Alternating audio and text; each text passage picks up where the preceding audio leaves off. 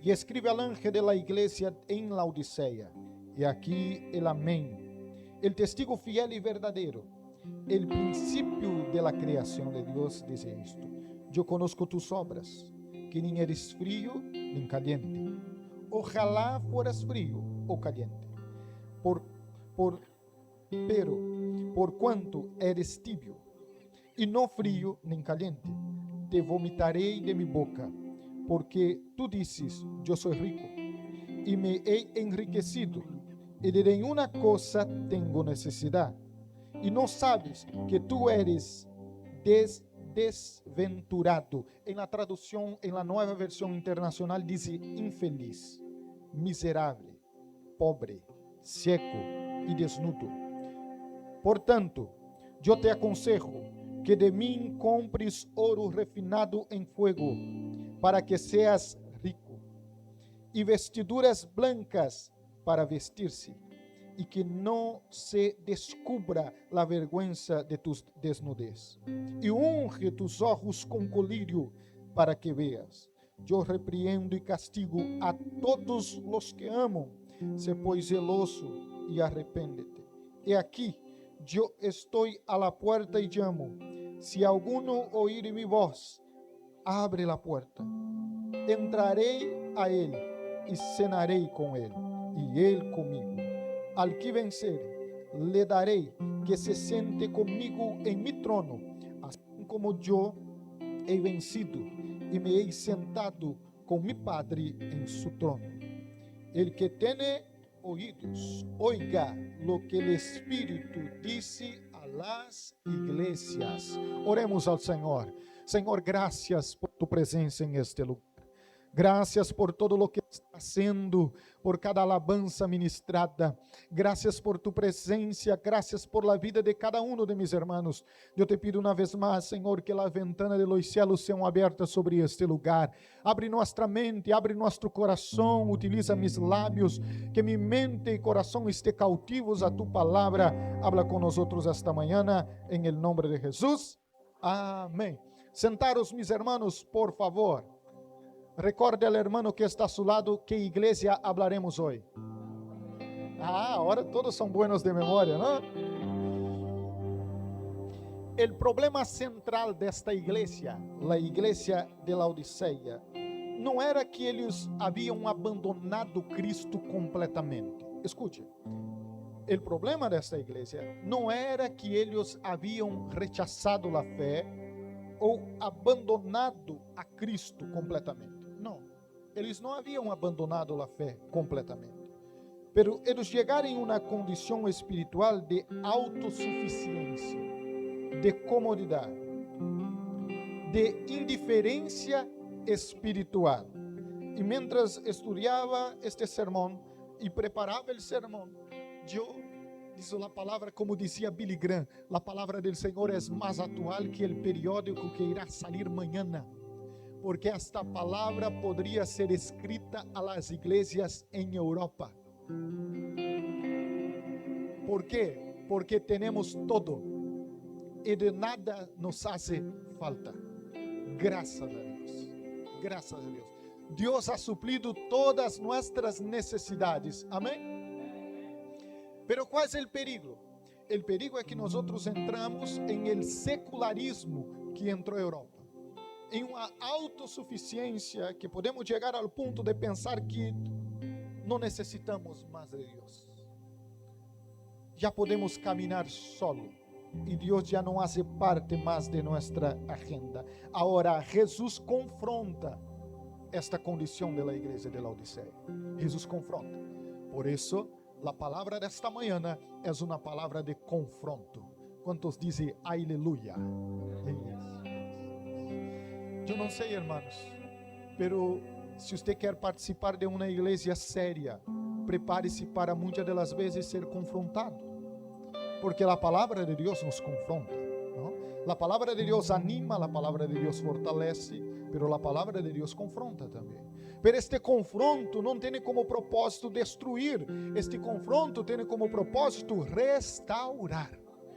Esse propósito, esse confronto não tem como propósito enfermar, tem como propósito sanar. Esse confronto da palavra não tem como propósito matar. Esse confronto da palavra tem como propósito dar vida, e vida em abundância. Os que cerraram a Bíblia, volvam a abrir, por favor.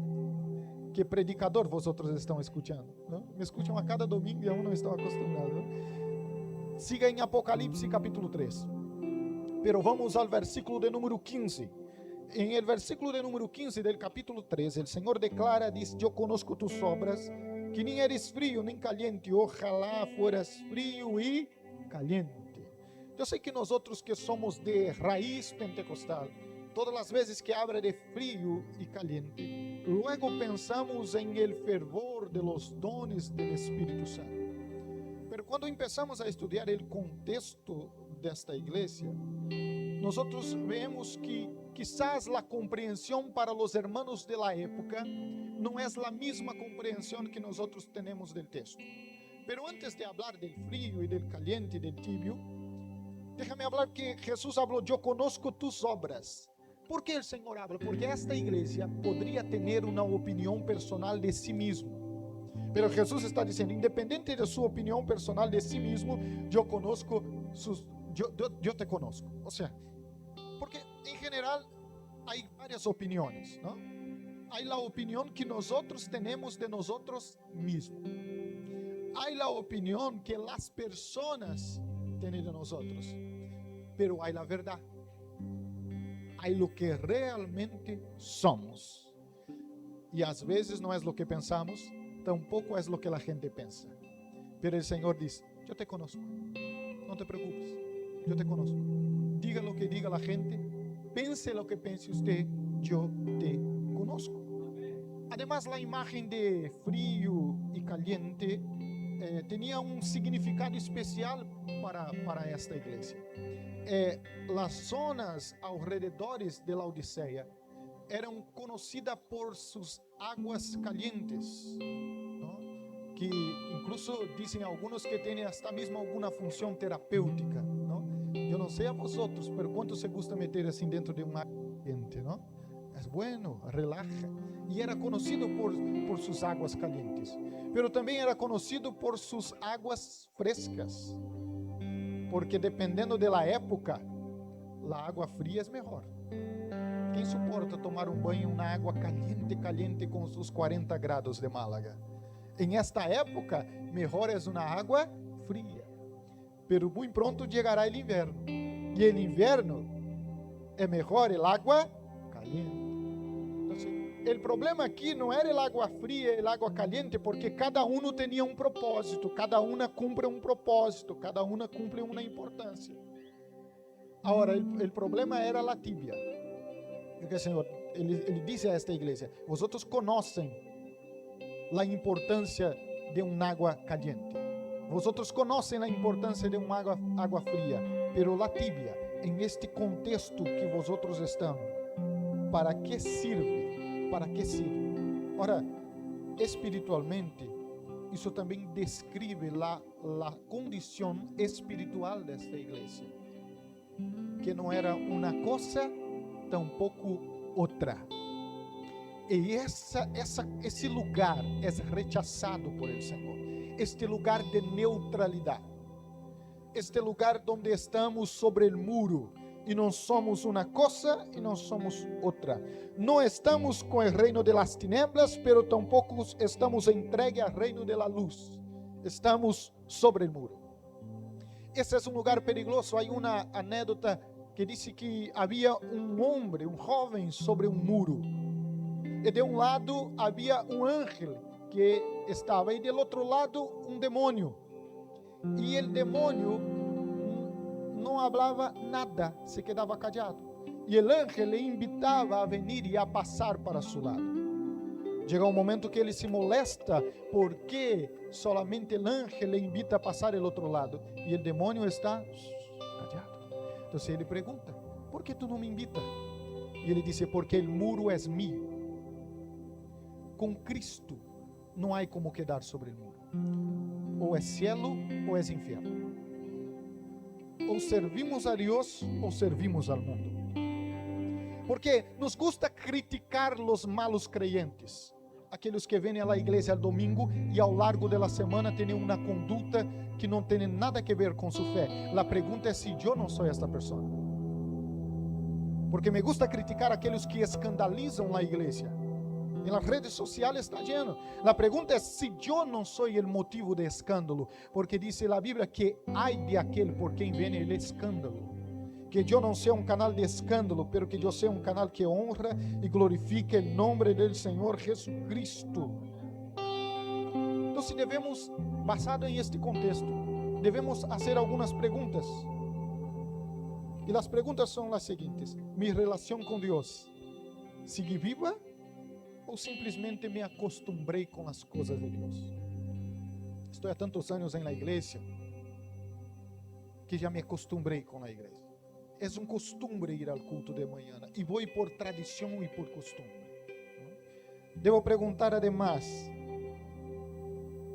hermanos, é possível, escute, é possível assistir um culto, é possível servir na igreja, é possível cantar na igreja, é possível fazer muitas coisas na igreja, pero interiormente já perdeu a paixão por Cristo. Já não queima mais em seu coração a paixão por servir e por adorar.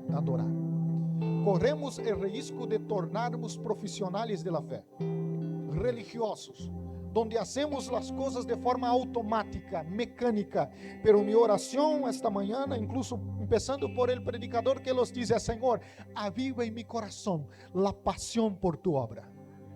Aviva em mi coração o desejo, as ganas de servir e fazer a obra do Senhor como de la primeira vez. Como de la primeira vez. Eu pido ao Senhor que o Senhor me permita quedar-se maior. E eu espero que eu esteja predicando com as mesmas ganas. Quizás com não tanta força física, não caminhando tanto na plataforma, mas com a mesma sede de espírito. De fazer a obra do Senhor e buscar a vontade do Senhor. Senhor, não nos permita convertir tíbios. A rotina espiritual é muito perigosa. Seguimos fazendo as mesmas coisas que hacemos sempre, pero sem poner el coração. Quantos aún estão vivos? Digam amém. Com os olhos em la Bíblia, por favor. Apocalipse 3:16 diz: pero por quanto eres tibio e não frio, nem caliente, que vai passar? Te vomitarei de mi boca. Que palavra forte, que palavra dura. Em outras palavras, eu tenho asco desta conduta.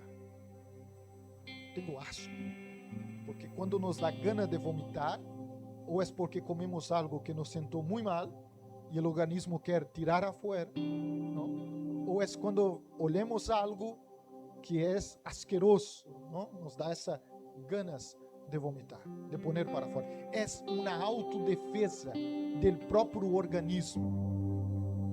E como a igreja é o corpo de Cristo. A igreja foi elegida para ser separada para Cristo, santificada para Cristo. Então, não é a igreja que expulsa, é aquele que não é compatível com Cristo. Ele mesmo trata de vomitar de sua boca. É o que diz a palavra do Senhor. E diz: esta conduta me dá asco. Esta conduta de indecisão. ¿Hasta quando quedará sobre o muro? ¿Hasta quando será creyente solamente a los domingos? ¿Hasta quando portará uma Bíblia, pero nunca abre para abrir? ¿Hasta quando orará solamente em la igreja quando ora, pero passará de lunes a viernes sem dobrar as rodilhas em casa e buscar o Senhor? Isso não é evangelho, isso é religiosidade. Isso é a coisa que tanto criticamos. E eu te dije: prepare para ser confrontado esta manhã. Pero isto não irá te matar. Quando eu vejo que tu não esteja mais suportando, eu paro. Pero eu sei que você suporta mais. Porque há mais de Deus para tu vida. E o Senhor tem muitíssimo mais de Deus para sua vida. A tibieza pode manifestar-se quando oramos solamente quando temos problemas.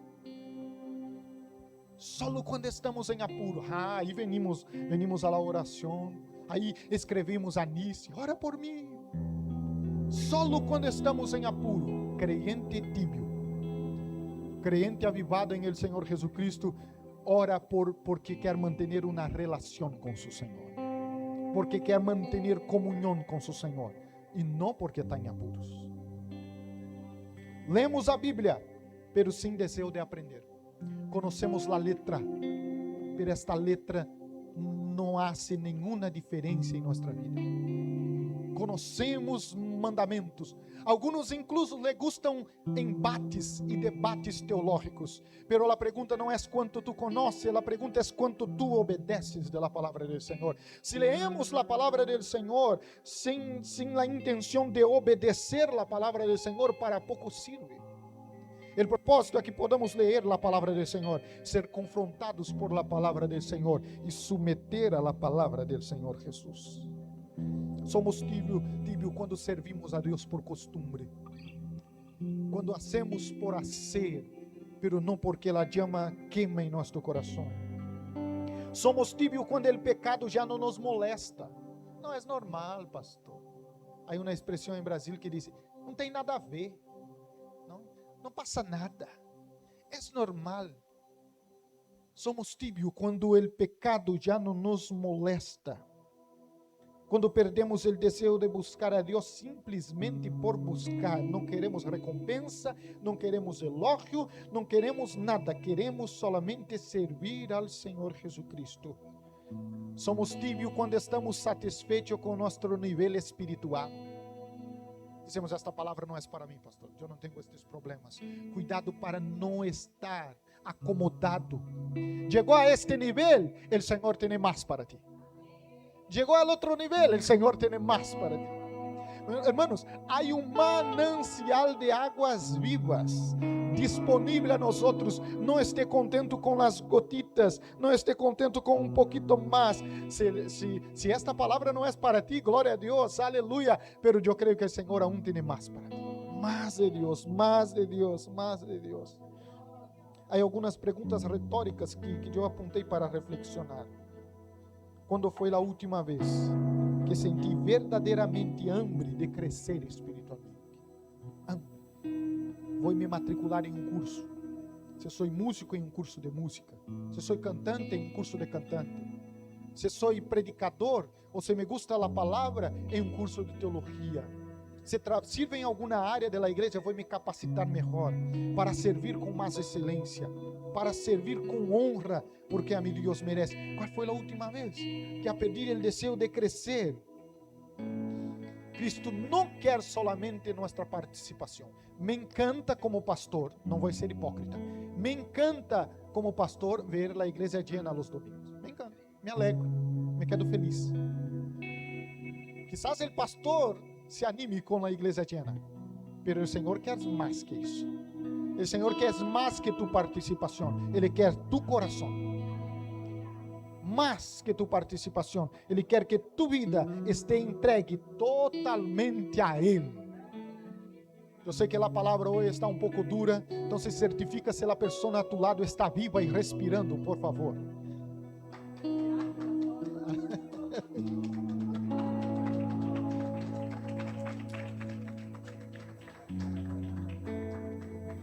Al menos o colombiano aqui está vivo, né?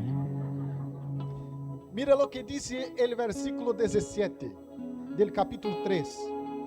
Porque tú dices: yo soy rico y he enriquecido, y de nenhuma cosa tengo necesidad, y no sabes que tú eres un desventurado, infeliz, miserável, pobre, cego e desnudo. Aqui encontramos um grande problema de Laodiceia: sua percepção acerca de si mesmo, completamente diferente a la evaluação de Jesus. Mira que a percepção de Laodiceia era uma, a evaluação de Jesus acerca de Laodiceia era totalmente outra. Porque eles diziam: de nenhuma coisa tenho necessidade. O Senhor dizia: eres pobre, cego e desnudo. Então mira que uma coisa é o que eles pensavam, Quizás às vezes pensamos coisas de nós outros. A pergunta é: será que Cristo tem a mesma visão acerca de nós outros? Então, a pergunta esta manhã não é o que eu penso de mim mesmo, porque em geral pensamos ser a melhor pessoa do mundo.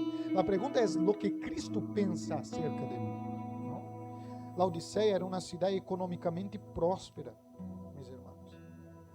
Pero esta mentalidade de autossuficiência entrou em el coração da igreja. O problema aqui não era a riqueza. O problema era chegar a um ponto que pensamos, já não necessito mais de Deus. É a autossuficiência material. Terminou convertendo esta igreja em uma igreja tibia, donde a presença de Cristo e as coisas espirituais já não faziam mais nenhuma diferença. Agora, será que este perigo continua em la atualidade? Porque nós podemos ter dinheiro, glória a Deus. Nós podemos prosperar e não há nenhum problema. Podemos ter experiências ministeriais, buenas estruturas. Graças a Deus, aqui em Europa temos buenas estruturas, buenos músicos, buenos cantantes, buena igreja.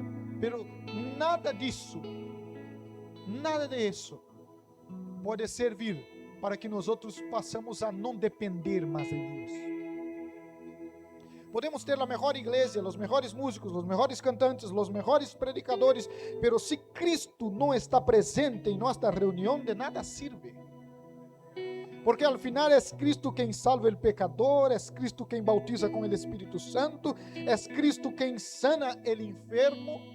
Então, o problema é nós nos creer autossuficiente em nosso culto. Já sabemos, pastor, já sabemos a música, já ensaiamos a nota, o pastor já estudou o sermão, pero o problema não é nos preparar, que devemos nos preparar, é chegar preparado, pero poner todo isso na presença do Senhor e dizer: Senhor, aún com me preparo, aún com mis cursos, aún com mi conhecimento, eu sou dependente de Ti. Se não és tu graça, se não és tu poder, se não és tu atuação, de nada sirve. Glória a Deus, o Senhor te ha prosperado, e minha oração é que o Senhor te prospere cada dia mais, pero que todo isso sirva para que você esteja cada dia mais servindo ao Senhor e não para apartar-se da presença do Senhor. De lo que vale vivir em los palácios, pero sin la presença del Senhor. Então, a pergunta é: estou dependendo de Deus completamente ou dependo de lo que sei fazer? Isso é um desafio para nós que estamos há muitos anos na igreja, que já criamos prática com a litúrgica do culto, não?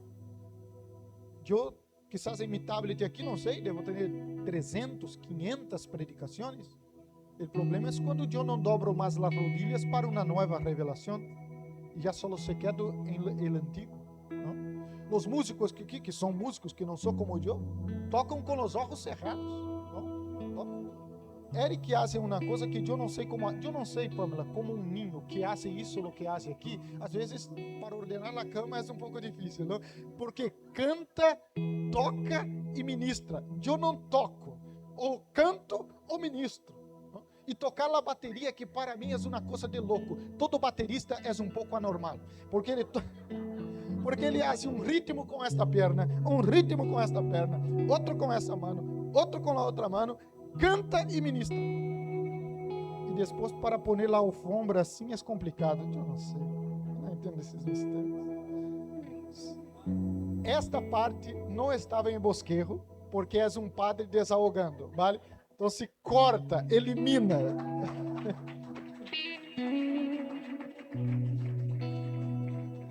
Apocalipse, vamos ver. Versículo 18. Diz: portanto, eu te aconselho que de mim compre ouro refinado em el fuego, para que seas rico, e vestiduras blancas para vestir-te, e unge tus ojos com colírio para que veas.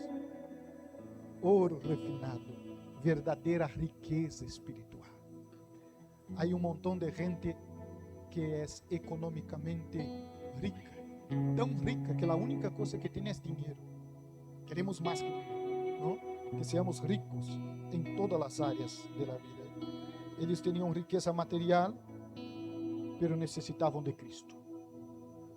vestiduras blancas, pureza, una condición correcta delante de Dios. Laodicea também era conocido, hermano, por su producción téxtil. Entonces, por isso era um local rico. Era conocido também por la medicina. Tenía recursos para suplir e para sanar.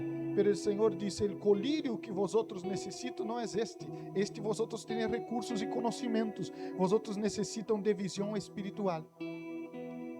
Minha oração é: Senhor, abre nossos olhos espirituais esta manhã, porque eu posso falar um montão, pero se seus olhos estão tapados, estão cerrados, tu não pode ver o que eu estou vendo. Então, minha oração é: Senhor, abre mis olhos espirituais. Te pode fazer esta oração comigo? Senhor, abre mi visão espiritual. Eu quero ver mais allá, mais allá. Aleluia. Eles tinham dinheiro, irmãos, pero Jesus diz que eram pobres. Eles tinham roupa e Jesus diz: vosotros estão desnudos. Eles tinham recurso, pero estavam cegos. Podemos ter todo e não ter a Cristo, então se não temos nada. Por isso o salmista diz: el Senhor é mi pastor, e se o Senhor é mi pastor, nada me falta. Nada me falta. ¿Por quê? Porque eu tenho todo, porque eu tenho o Senhor. Eu tenho que terminar. Eu vou passar, vamos passar. Eu creio que podemos ir ao último, ¿no? Al último versículo. A ver. Vou passar. Não, vamos passar. 19, mire o versículo 19, diz: eu repreendo e castigo a todos los que amam, se pois celoso e arrepende. Pastor, isso está um pouco difícil de escuchar, está um pouco duro. Recuerde, o Senhor te ama. E uma das expressões de amor é a repreensão. Esté preocupado el dia que o Senhor já não hable mais contigo e não tenha nenhum interesse em cuidar de ti. Por isso o Senhor te ama. Por isso habla com nós outros esta manhã. Diz: ser zeloso. Em outras palavras, recupere o fervor. Toma em sério esta relação com Cristo. Toma em sério esta relação. Arrepende-te. Cambia de direção. Isso é arrependimento. Arrependimento não é remordimento. Lloramos, pero não cambiamos. Eu conozco uma pessoa que, se estiver aqui em el culto, estaria em lágrimas agora. Seria em lágrimas, chorando. O predicador hasta queda emocionado. Diz: mira como chora. Os irmãos traem lenços. Pero quando termina o culto, sigue sendo a mesma pessoa, fazendo as mesmas coisas. ¿Sabe o que é isto? Remordimento por el confronto. A palavra confronta. Então, há um remordimento, pero não há arrependimento. Porque quando há arrependimento, aunque não desça uma lágrima, pero eu saio de aqui decidido ser uma nova criatura em Cristo Jesus. Por isso, arrepende-te esta manhã. Em outras palavras, cambia de direção. Cambia de direção. Sobre os pés, por favor. Que dizem os chicos que eu tenho que terminar. El versículo 20, mira lo que dice el versículo 20, dice aquí: he aquí, yo estoy a puerta y llamo. Se alguno oye mi voz, si abre la puerta, entraré y cenaré con él y él conmigo. El Señor esta mañana está así, a la puerta de tu corazón. A la puerta de tu corazón. El Señor no irá a patear la puerta. Él no entrará a fuerza en tu corazón. Yo no voy a obligarte a ser creyente. Isto pouco importa. Eu não vou obrigar-te a portar uma Bíblia, a cambiar tu forma de vestir e a venir aqui à igreja todos os domingos. Esta não é uma obra minha, essa é uma obra do Espírito Santo. Há tempo que percebi como pastor que eu não cambio as pessoas. O Espírito Santo transforma as pessoas. Tu necessitas solamente uma coisa. Isso eu não posso fazer por ti, tampouco o próprio Deus hará por ti. Abrir a porta de tu coração. Eu sei que há corações cerrados aqui. E o Senhor não hará isso por ti. Ok? O Senhor não irá forçar a porta de seu coração. Agora, Ele está à porta. llamando. Si usted abrir la puerta de su corazón, Él entrará en tu corazón. Él cenará contigo y Él estará contigo.